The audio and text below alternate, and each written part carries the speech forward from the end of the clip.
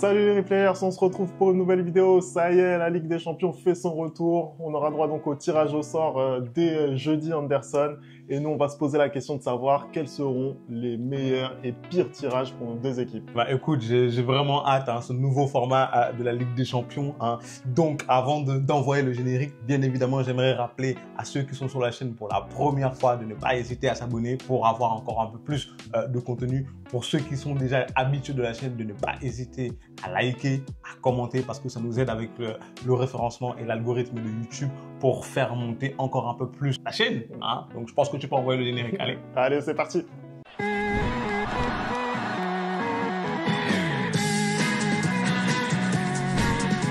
Allez, on commence tout de suite cette vidéo. Donc, comme vous le savez, la Ligue des Champions fait sa révolution, nouveau format en cette saison 2024-2025.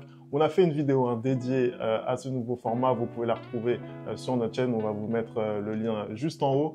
Et nous, Anderson, on va se concentrer tout de suite sur le tirage qui aura donc lieu jeudi avec 4 chapeaux de 9 équipes, d'accord. Je rappelle rapidement les règles. Donc, pour chacune des équipes, il y aura 2 équipes à affronter de chaque chapeau, d'accord. Donc, 8 équipes à affronter au total. Bien entendu, tu ne peux pas rencontrer dès la phase de poule une équipe de ton pays. Ça aide bien certains. Je ne veux pas dire qui, mais ça aide bien certains. Les Barcelonais, on vous aurait tapé. Après, moi, je ne vais pas mentir, ça nous aide aussi. Je ne vais pas mentir, parce que prendre un Lille en chapeau 3, c'est pas foufou.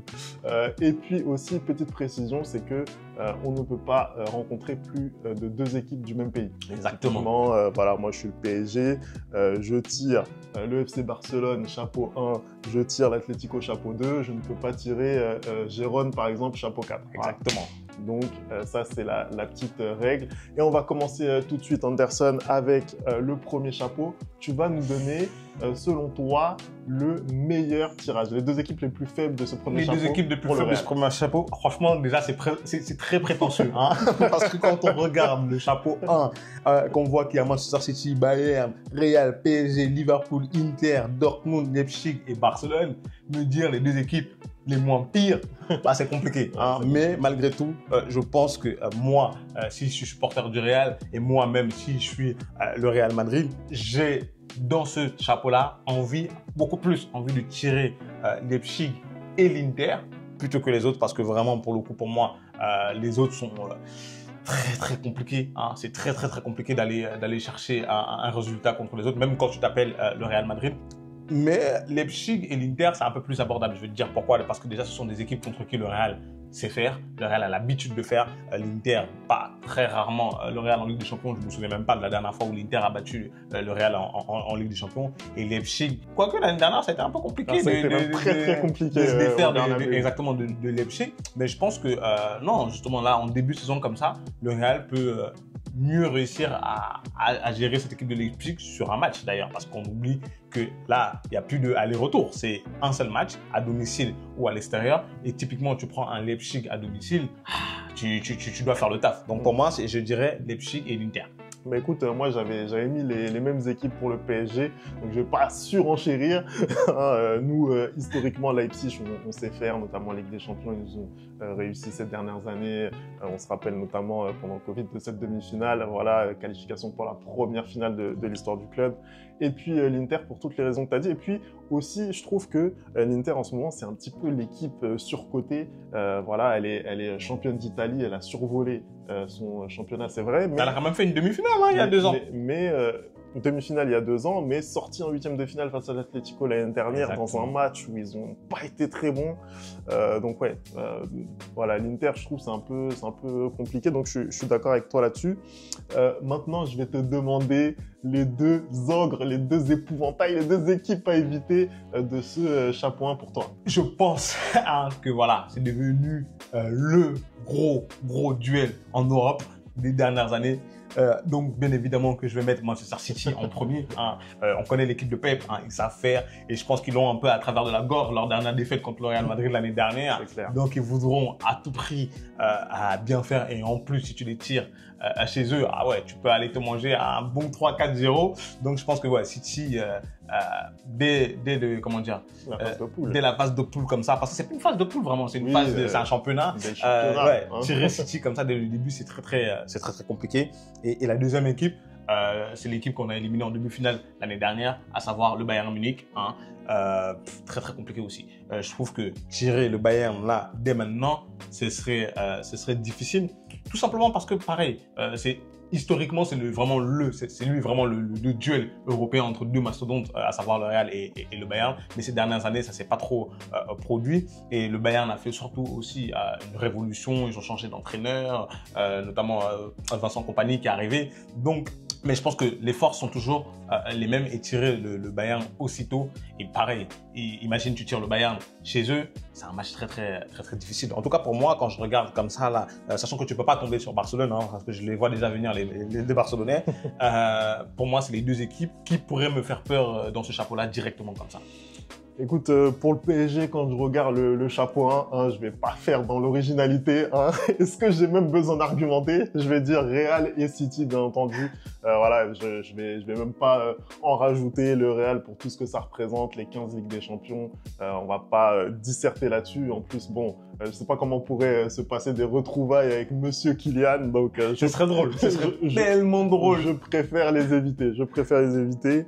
Et Manchester City, bien sûr, c'est l'ogre de la compétition sur ces dernières années, vainqueur en 2023. Et puis, effectivement, sur les phases de poule, ils sont quasiment injouables en Ligue des Champions. Même si c'était sur l'ancien format, la phase de poule, elle fait très mal côté City. Donc, voilà, pour toutes ces raisons, je veux éviter ces deux équipes.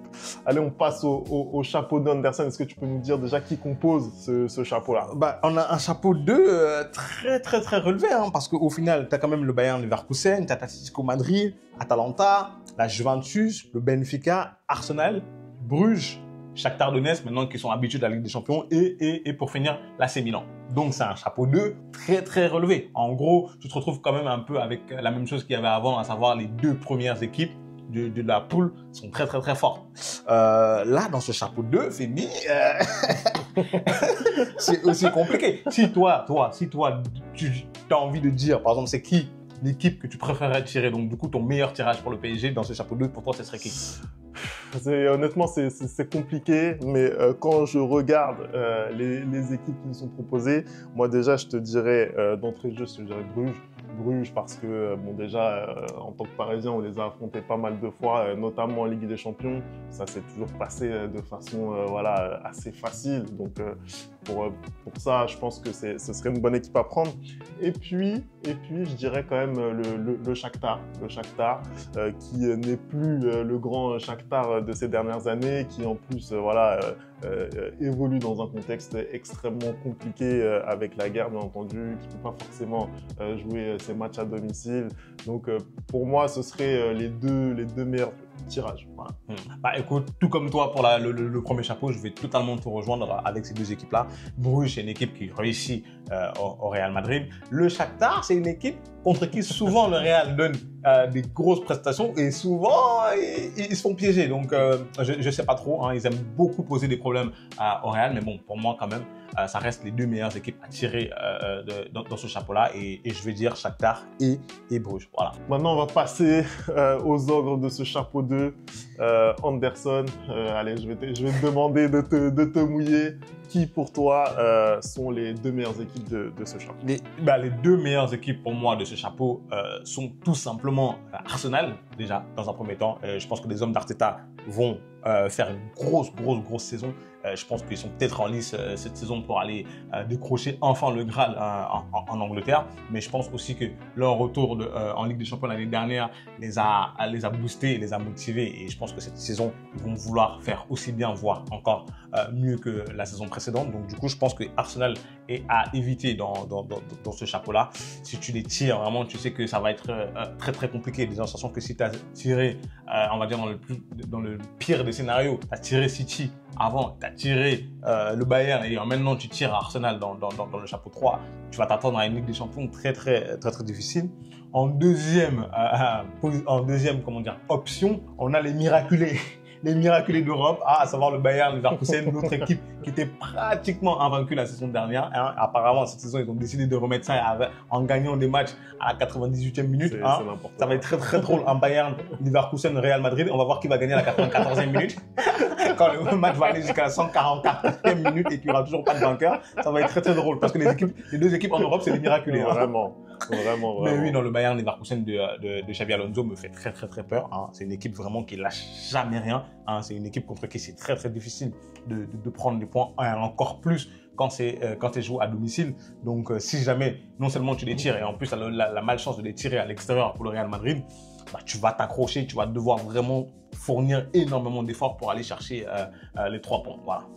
Écoute, je te suis. C'est 2 équipes que j'ai choisi également à éviter. Le Bayer Leverkusen qui quand même a un petit peu piétiné sur la fin de saison dernière et ça s'est malheureusement traduit par ce start kit qu'ils ont mangé par l'Atalanta. Ça fait beaucoup quand même, 3-0 en finale d'Europa League. Là, ils reprennent sur des bases un petit peu compliquées. On l'a vu avec notamment cette victoire à la dernière seconde. Je pense quand même que voilà, c'est une équipe qui a réussi à conserver ses grands talents, notamment Florian Wirtz. Xabi Alonso est resté, donc ils vont être dans une saison de continuité. Je pense que ça va être très très compliqué d'aller chercher vraiment cette équipe de Leverkusen. Et puis Arsenal, voilà, qui se bat pour aller enfin chercher ce titre de champion d'Angleterre. Ça fait 20 ans qu'ils l'attendent. Arteta a trouvé la mayonnaise, il a trouvé son collectif. Donc ça va être encore une saison intéressante pour Arsenal. Ils se sont arrêtés en quart de finale l'année dernière face au Bayern. Je pense qu'ils espèrent faire mieux. Donc ça passe par une phase de poule rondement menée, mieux que ce qu'ils ont fait l'année dernière parce qu'ils avaient une poule relativement simple, je trouve. Et ça a été compliqué. Ça a été compliqué. Il y avait vraiment des équipes aussi compliquées à prendre dans ce deuxième chapeau. Hein. Je pense à l'Atlético Madrid notamment. Je pense à la Juventus de Thiago Motta qui fait un début de saison assez fort là avec 2 victoires 3-0. Donc il y a des équipes très très très fortes dans ce chapeau 2 également. Mais c'est les 2 équipes qu'on a retenues, Arsenal et Leverkusen. On va passer maintenant au chapeau 3. Le chapeau 3 d'ailleurs qui est le chapeau où il y a le plus d'incertitudes Anderson parce que c'est là où on connaît le moins d'équipes sûres. D'accord, il y a des barrages qui vont se tenir donc là pour les manches retour cette semaine. Voilà, je pense que les barrages seront en même temps que la vidéo va sortir. Voilà, exactement, vous aurez peut-être les réponses. En tout cas, nous, on fait avec ce qu'on a. Et Anderson, du coup, je vais te demander quel est, selon toi, le pire tirage pour le Real Madrid dans ce chapeau 3 ? Ce chapeau 3, il est assez compliqué parce que, mine de rien, en fait, ce sont des équipes très bizarres parce que ce sont des équipes qui sont à la fois fortes, mais pris au bon moment dans la saison, tu peux t'en défaire facilement. Mais tu vois, ça peut être aussi des équipes où si avant en championnat, tu as eu un match compliqué et tu as laissé pas mal de force, bah, ces équipes-là, elles peuvent très bien te taper. Donc moi j'ai quand même pris les 2 pour moi qui seraient difficiles pour le Real Madrid. Donc j'ai choisi le PSV et le Celtic. Voilà, je pense que c'est les 2 équipes qui peuvent potentiellement imposer des problèmes. Je vais te dire pourquoi. C'est les 2 équipes qui peuvent potentiellement poser des problèmes au Real. Bah, le PSV, bah, on est habitué maintenant. Le PSV, la Ligue des Champions, ça les connaît. Ils ont l'expérience de cette compétition-là. Donc voilà, et je pense pour moi que dans la liste du chapeau 3, c'est clairement l'équipe la plus forte. Le Celtic, en fait, ce qui me fait peur avec le Celtic, c'est un tirage à l'extérieur. C'est un tirage à l'extérieur dans leur stade. On les connaît, on connaît les supporters, on connaît l'ambiance qu'il peut y avoir dans le stade. Et en vrai de vrai, on ne sait pas encore comment va être agencé le calendrier. Mais je sais pas, imagine que c'est parmi tes derniers matchs et que tu n'es pas encore sûr de finir parmi les 8 premiers. C'est un match très très très piégeux. C'est un match très très très piégeux et c'est le genre d'équipe justement qu'il ne faut pas minimiser parce que si tu pars là-bas en te disant que ah ouais, je suis le Real Madrid et tout, non, tu vas te faire cueillir et tu vas peut-être risquer de ne pas figurer parmi les 8 premières équipes. Pour moi, en tout cas, c'est les équipes qui sont les plus dangereuses. J'aurais pu mettre Lille, même si ce n'est pas encore totalement fait, hein, parce que je pense que Lille aussi arrive en 3e position dans ce groupe-là. Mais pour moi, non. Pour moi, c'est le Celtic et le PSV. Écoute, je suis d'accord avec toi sur le PSV. Pour moi, en tant que Parisien, j'aimerais pas les affronter pour les raisons que tu as données. Ils sont habitués aux joutes européennes et notamment à la Ligue des Champions. Ils étaient justement dans le groupe d'Arsenal, on en parlait à l'instant. Ils ont vraiment posé des problèmes, notamment à Lens qui était dans ce groupe-là. Donc c'est une équipe qui est pas facile. D'ailleurs, ils sont sortis en huitième de finale face à un Dortmund aussi qui est arrivé jusqu'en finale et dans un match qui a été très compliqué. Bah oui, parce que le match aller, ils avaient fait le taf et c'est plutôt au match retour que Dortmund a réussi à se qualifier. Exactement, donc c'est vraiment une équipe pas facile à prendre et elle a des références en Europe. Et moi, par contre, j'ai mis le Sporting Portugal. Pourquoi? Parce que pour moi, c'est une équipe qui est habituée déjà également à arriver en Ligue des Champions et il se qualifie souvent pour l'Europe. Et puis, elle a ce joueur, voilà, Victor Gyökeres qui tourne à plus de 30 buts maintenant chaque saison. Voilà, c'est le genre de joueur qui prend feu quand la Ligue des Champions arrive. Donc, je pense que ça, c'est un argument de taille et ça peut être un danger pour une équipe, voilà, si tu prends ce type de joueur qui est en confiance. Donc, moi, je vois plutôt le PSV et le Sporting en pire tirage dans ce chapeau 3. Je vais te demander maintenant, du coup, quel est ton meilleur tirage? Bah, mon meilleur tirage, paradoxalement, c'est deux équipes qui ne sont pas encore totalement sûres de leur destin. Donc, j'ai mis déjà dans un premier temps Galatasaray. Galatasaray, donc ce sera soit Galatasaray, soit Berne. Mais je pense que ce sera Galatasaray. Moi, je ne sais pas pourquoi, j'ai l'impression qu'ils vont réussir Oui, en ballottage défavorable, Galatasaray, mais j'ai l'impression que là, le match retour, c'est à domicile, ils vont faire le taf. Mais en tout cas, soit c'est Galatasaray, soit c'est Berne, parce que pour moi, pour le coup, c'est des équipes que le Real peut, manager très facilement. On sait que Galatasaray, ils ont déjà joué bon nombre de fois contre le Real et le Real s'en sort toujours. Et je pense que le Real n'a pas besoin de fournir énormément d'efforts pour se défaire de ces deux équipes-là. Grosse ambiance aussi. C'est vrai que la Turquie, on connaît, la Turquie, c'est l'une des plus grosses ambiances, si ce n'est la plus grosse ambiance d'Europe. Mais je pense que le Real a les moyens et les armes pour aller se défaire facilement de Galatasaray. La deuxième équipe que j'ai mis, c'est Lille, du coup.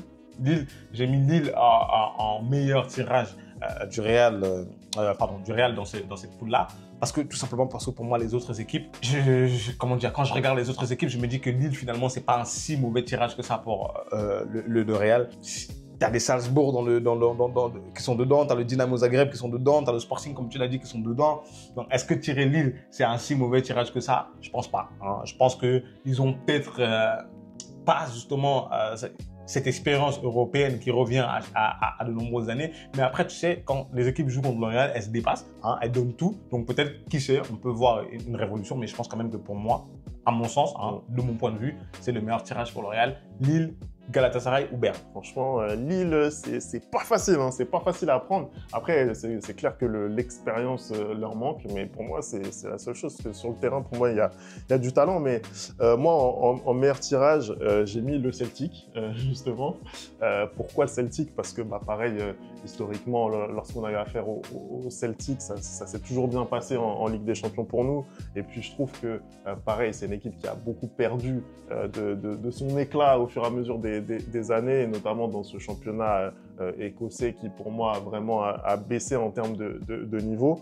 Et puis, le Dynamo Zagreb, c'est pas une équipe qu'on connaît très bien, mais là aussi, même chose. Quand on fait face à cette équipe en Ligue des Champions, ça se passe toujours bien. Donc, pour moi, ce seraient les deux équipes à prendre côté parisien. On passe à la poule 4? Allez, on va passer à la poule 4. On commence par quoi? Le meilleur ou le pire? Le dernier chapeau. On va commencer par le pire tirage. Ce serait quoi pour toi, Anderson? Le pire tirage pour moi, je pense que c'est évident. C'est Monaco et Aston Villa. Voilà, parce que Monaco, voilà, on voit ce qu'ils font en Ligue 1. Moi, je le dis, je pense que cette saison, ça va être une des équipes qui va poser le plus de problèmes à ce Paris Saint-Germain-là. Monaco, historiquement aussi, ça réussit pas trop au Real Madrid. Hein, je me rappelle notamment d'une demi-finale où oui. un Morientes, hein. Voilà, donc je pense que Monaco, vraiment, ce serait le pire tirage pour le Real Madrid dans cette phase de poule. En deuxième, c'est Aston Villa. Aston Villa qui travaille très bien Alors, depuis je l'année rappelle, dernière. Aston Villa, tu ne peux pas les prendre en tant que Madrilène avec ton Ah actuel. ouais, c'est vrai, parce que j'ai déjà mis City, Arsenal. Exactement. Donc c'est bien vu, ça c'était pour voir si tu fais. Ça c'était pour voir si tu fais. Mais c'est vrai que je ne peux pas prendre Aston Villa. Donc du coup, en deuxième, je dirais, je peux pas prendre Girona non plus au final.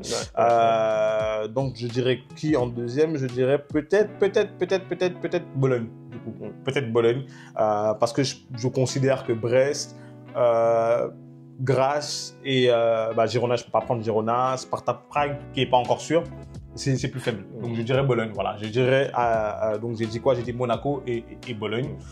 C'est vrai que j'avais pas pensé que je pouvais pas prendre Aston Villa. Je pensais que j'avais mis un seul club anglais, mais voilà, pour moi c'est les deux pires tirages pour le Real Madrid. Écoute, moi j'ai mis, toujours en tenant compte du fait que je peux pas mettre plus de 2 clubs anglais, j'ai mis Bologne et j'ai mis Gérone. J'ai mis Bologne et Gérone pour les saisons incroyables que ces deux équipes ont réalisées l'année dernière. D'une part Bologne avec Thiago Motta, encore une fois, et ce coach vraiment, j'en attends beaucoup parce que je pense que vraiment ça va être un des tout meilleurs coachs là mondiaux dans les années qui vont arriver. Pour l'instant, il fait bien les choses. Pour le moment, il fait très bien les choses. Et son équipe de Bologne, voilà, elle termine la Serie A, une 4e place incroyable, c'est fou. Et puis Gérone, qui longtemps nous a fait croire qu'ils allaient être au touche-touche avec le Real Madrid. Bon, ça n'a pas duré aussi longtemps que ce qu'on aurait pu penser lors de la première moitié de saison, mais en tout cas, après ils ont craqué très tard. Hein. Ils ont craqué extrêmement tard. Très tard et ils m'ont totalement surpris. Après, le problème, c'est que cette saison, ils ont perdu quand même des joueurs, hein. Donc ça va être un peu plus compliqué pour eux. Voilà, on a donné. Non, on n'a pas fini. Il est pressé de finir la vidéo. Non, t'as le meilleur tirage du coup. Le meilleur tirage pour le pot 4. Pour toi, c'est qui? Écoute, pot 4. Si t'es le PSG, le meilleur tirage, c'est qui? Si je suis le PSG, meilleur tirage. Déjà, d'une part, je te dirais Sturm Graz parce que voilà, c'est même pas une des grosses équipes pour moi d'Autriche. Je pense que voilà, on les a affrontés en plus en match amical là lors de notre préparation. C'est pas ouf quand tu vois l'équipe que nous on a pu aligner avec une semaine de préparation en moins, alors que eux ils avaient déjà repris leur championnat. Et voir qu'ils n'ont pas réussi à nous battre, voilà, ils n'ont pas réussi à battre nos Titi. Donc sincèrement, bon, j'ai envie de te dire, voilà, c'est pas fou. Et puis Stuttgart, voilà, qui perd Monsieur Serhou Guirassy, qui part pour Dortmund. Voilà, je pense que c'est deux équipes qui normalement ne devraient pas nous mettre en danger plus que ça. Je pense que tu as raison, hein, Femi. Moi, de mon côté, Real Madrid, je pense que Sturm Graz aussi, hein, c'est le petit poussé de cette Ligue des Champions. Je pense que c'est l'équipe vraiment que tout le monde voudra tirer et pour faire des 3 points faciles, on va dire, hein, sans vouloir leur manquer de respect, bien évidemment. Et la deuxième équipe, pour moi, de mon côté, ce serait Brest. Ce serait Brest parce que je pense que Brest, l'année dernière, ils font une excellente saison. Mais je pense que cette saison, vraiment, ils vont découvrir l'Europe. Et je pense que ce sera beaucoup trop lourd pour eux à porter, hein. Je pense que ça va être compliqué pour eux d'aller faire des bons résultats en Europe. Et en ce sens, j'estime que pour moi, Brest et Sturm Graz, ce sont les deux meilleures équipes pour le Real Madrid à tirer dans ce pot 4. Clairement, hein. Brest, honnêtement, ça va être très compliqué pour eux cette saison. Après, ce sera un beau match. Ça sera un beau match. Je pense que si Brest accueille le Real Madrid dans leur stade, c'est extraordinaire. Alors, ce sera pas dans leur stade parce que leur stade, il est KO. Voilà. Mais en tout cas, ça sera extraordinaire. Ça sera quelque part en Bretagne. Et ouais, je pense que pour eux, ça sera incroyable. Ça sera incroyable. Donc voilà, on a donné nos tirages potentiels. Donc si on récap un petit peu, on est plus ou moins d'accord sur les 2 premiers chapeaux et on n'est pas d'accord sur les 2 derniers chapeaux. Hein, pour résumer, c'est à peu près ça. Mais c'est à peu près ça. Je pense que c'est à peu près ça. Je pense. Après, c'est très difficile de pas être d'accord sur les premier chapeau.